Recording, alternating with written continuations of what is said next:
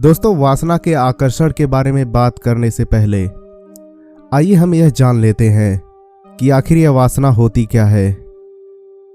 हालांकि एहसासों के स्तर पर आप वासना से भली प्रकार से परिचित हैं और एहसासों को देखा और समझा नहीं जा सकता, इसलिए मैं आपके सामने वासना का एक ऐसा रूप प्रस्तुत करूंगा जिसे बौद्धिक स्तर पर समझना आसान होगा।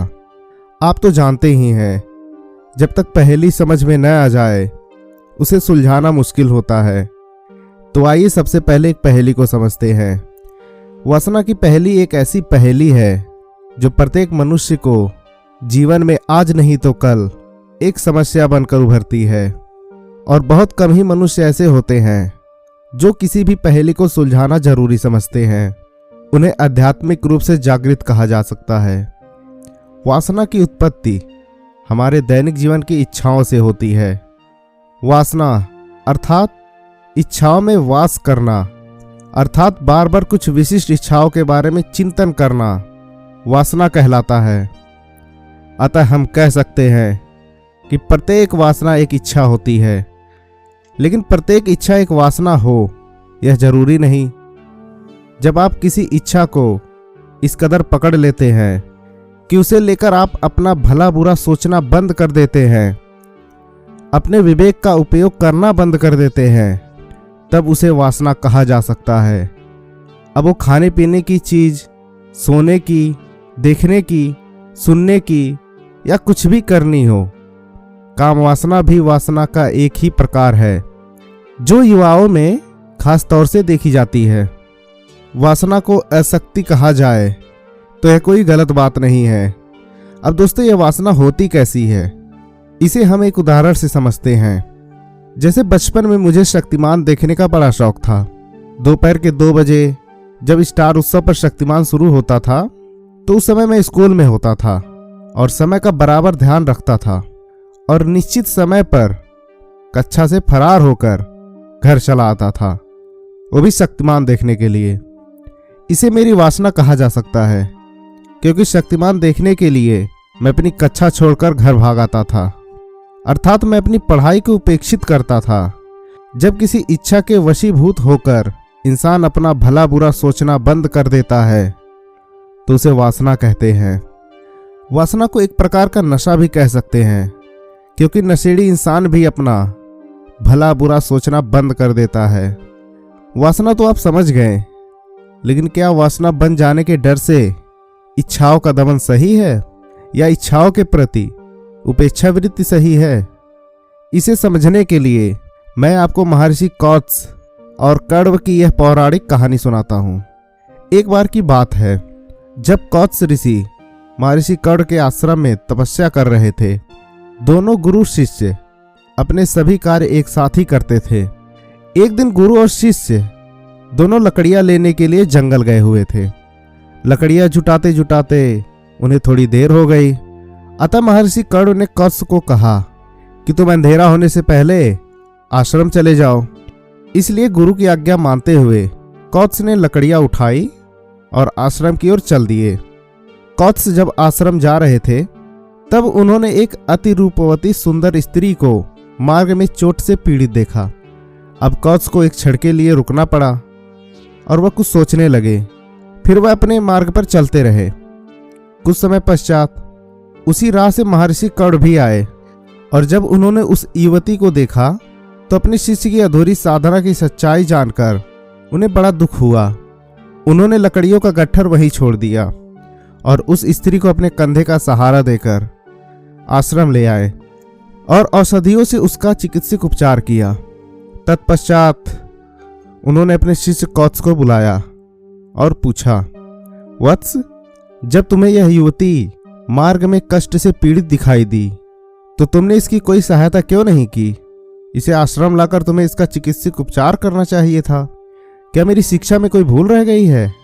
गुरु के ऐसे वचनों को सुनकर कौत्स ने लज्जा से सिर झुका लिया और बोला, गुरुदेव, आप क्रोधित मत होइए। आपकी शिक्षा में कोई भूल नहीं हो रही है। मुझे ही अपने संयमशीलता पर संदेह था और उसके सौंदर्य को देखकर मैं अपनी साधना से विचलित ना हो जाऊं, इसलिए मैं उसे उपेक्षित छोड़कर चला आया। अब महर्षि कर्ण अपने शिष्य के ऐसे निर्दोष वचन को सुनकर गंभीर होकर बोले, वत्स, क्या सौंदर्य की उपेक्षा करने से सौंदर्य से विरक्त हो जाएगी? मनोभाव को छिपाने से, उसकी उपेक्षा करने से या दमन करने से कभी उसका समाधान नहीं हो सकता। यदि तुमने ऐसे किया है तो अनुकूल वातावरण में वह प्रकट हुए बिना नहीं रहेंगे। इसलिए यदि वासनाओं के आकर्षण से बचना है तो वैसे ही वातावरण में रहकर आत्मनियंत्रण का अभ्यास करना चाहिए। क्या तैरना कभी सूखे में सीखा जा सकता है? नहीं। तो आत्मनियंत्रण का अभ्यास एकांत में कैसे हो सकता है? इस कहानी से स्पष्ट है कि इच्छाओं का त्याग नहीं, बल्कि इच्छाओं के प्रति वासना का त्याग होना चाहिए। लेकिन प्रश्न अब यह उठता है कि वासनाओं के आकर्षण से कैसे बचें? तो इसका उत्तर है, जैसा कि मैंने बताया, बचपन में मुझे शक्तिमान देखने का बड़ा शौक था, इसलिए मैं स्कूल से भागकर शक्तिमान देखने आता था। लेकिन अब यदि मैं चाहूं तो पूरा शक्तिमान ऑनलाइन देख सकता हूं। लेकिन मेरी बिल्कुल भी इच्छा नहीं होती। क्यों? क्योंकि अब मैं समझता हूं कि मेरे पास शक्तिमान देखने से अब ज्यादा महत्वपूर्ण कार्य पड़े हैं। बस यही रहस्य है कि किसी भी प्रकार की वासना से मुक्ति पाने का। जब इंसान के हाथ कोई अधिक महत्वपूर्ण चीज लग जाती है तो जो कम महत्वपूर्ण चीज होती है वह अपने आप छूट जाती है। जरा सोचिए, जब आप बच्चे थे तब आपको खिलौनों से बड़ा प्रेम था, लेकिन क्या अब आप खिलौनों से खेलते हैं? नहीं ना। इसी तरह जिन चीजों पर आप जान छिड़कते हैं, कल उन्हें देखना भी पसंद नहीं करेंगे। यही जीवन की सच्चाई है। इस सत्य और तथ्य को जितना जल्दी समझ सके उतना ही अच्छा है। संयम साधना और योग अध्यात्म की राह एक ऐसी राजमार्ग है जिस पर चलकर आप सांसारिक वासनाओं से आसानी से मुक्ति पा सकते हैं। दोस्तों, हमें किशोरावस्था से लेकर आगे तक काम वासना को हैंडल करने की कला सिखाई और पढ़ाई नहीं जाती है। इस विषय पर अंधेरे में ही रखा जाता है और शायद इसी वजह से हम लोग छुपकर इंटरनेट पर या फ्रेंड से ज्ञान साझा किया करते हैं। और जब किसी रिलेशनशिप में जाते हैं तो जो युवा होते हैं वह एक अज्ञानी की तरफ प्रवेश करते हैं, जिसमें शादी व प्यार आदि शामिल हैं। ज़्यादातर लोग नासमझ होते हैं, जबकि यह विषय जीवन से इतना गहरा जुड़ा है कि इसको इग्नोर नहीं कर सकते।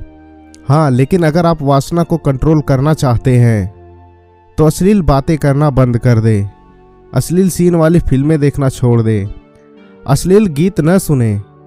मन में एक ऐसा उत्तेजक विचार आते ही उसके साथ नहीं जुड़े, बल्कि उसे इग्नोर करने की कोशिश शुरू कर दे। और अगर विवाहित है तो अपनी पत्नी को ही अपनी महारानी समझे, और अगर अविवाहित है तो प्रेम के चक्रों से दूर रहे।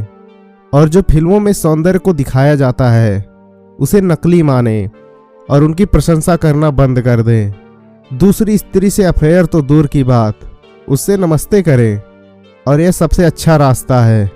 और हर रोज 15 मिनट कम से कम ध्यान जरूर करें, व्यायाम करें, अच्छी किताबें पढ़ें, जिससे आप मोटिवेट होंगे, जो आपके भविष्य में काम आएगा। क्योंकि वासना एक अंदर की ऐसी हलचल है जिसको शांत करना जरूरी है। और यह काम वासना हमारे जीवन का एक बहुत ही नाजुक और शक्तिशाली पहलू है। और इन दो गुणों से बनी यह चीज या तो महान कार्य करती है या फिर बर्बाद करती है। क्योंकि प्रकृति ने यह गुण सभी जीवों को इसलिए दी है ताकि वह अपनी प्रजाति को विलुप्त न होने दे। लेकिन यदि काम वासना जीवन में गलत तरह से शामिल हो जाए तो जीवन बनाने वाला यह प्रक्रिया भी जीवन को बर्बाद कर सकता है। और इसलिए काम वासना को नियंत्रित करना बहुत आवश्यक हो जाता है। इसलिए आप अपने मन को न भटकाएं और जो आदतें आपको भविष्य में काम आने वाली हैं उसी को अपनाएं, उसी पर फोकस्ड करें। इन वासनाओं के चक्कर में ना फंसे, क्योंकि यह एक माया जाल होती है और इसको काबू में आप ही कर सकते हैं। क्योंकि इस दुनिया में सबसे ताकतवर यदि कोई चीज़ है तो वह मनुष्य की इच्छा शक्ति होती है, जो मनुष्य को उत्तेजित करती है कोई भी कार्य करने के लिए। तो अपनी इच्छा शक्ति को जगाएं और अपने लक्ष्य पर ध्यान केंद्रित करें।